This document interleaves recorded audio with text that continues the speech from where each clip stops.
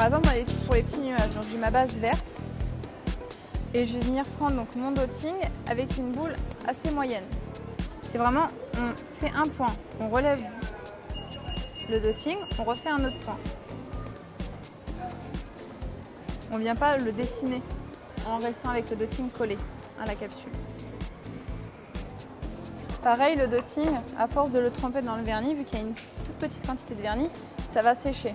Donc on vient l'essuyer régulièrement et hop, on continue, on vient tremper et on fait nos petits points. Alors voilà, là sur les nuages, on ne va pas appliquer la finition, donc le transparent tout de suite pour protéger et faire briller. On va attendre un petit peu que ça sèche parce que si on applique tout de suite, les petits nuages, ça va plus ressembler à des nuages, ça va baver, le motif va baver.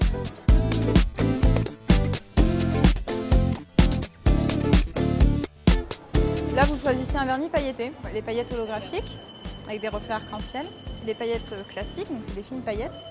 Le mix pailleté avec plusieurs tailles de paillettes. En fait, je vais venir faire un boudin au-dessus de l'ongle. Et là, je viens essorer mon pinceau. Là, il faut vraiment qu'il y ait le moins de matière possible. Et là, je viens dans le bord du boudin, pas au-dessus, vraiment tout en bas. Et là, je viens étirer.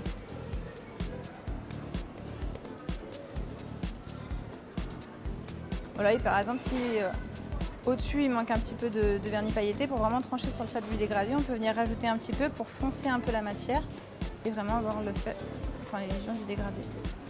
Voilà. Alors soit vous le faites du haut vers le bas, soit du bas vers le haut. Quand on a les ongles un peu plus petits, ce qui est bien, c'est de le faire d'en haut vers le bas. Ça allonge. Et voilà. Donc ce qui est bien, c'est comme la plupart à la maison, vous avez tout un vernis classique, un vernis laqué et un vernis pailleté. Vous pouvez associer les deux et faire quelque chose de sympa et rigolo.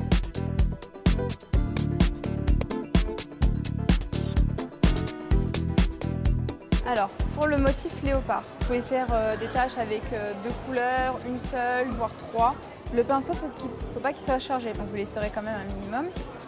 Et là, vous venez appliquer votre tache. Pas besoin qu'elle soit parfaite, sur les léopards, c'est pas parfait non plus.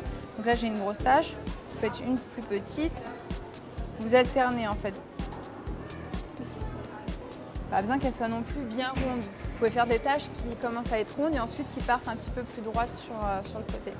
Il ne faut pas mettre trop de taches non plus, sinon ça fait trop chargé et trop confiné. Pensez qu'après il va y avoir le noir qui va venir. Donc là je retrempe mon pinceau, je viens l'essorer, vous voyez.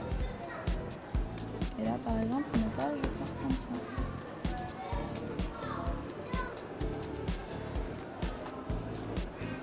Là je rajoute des petites taches mais que noires. Des petits points comme ça.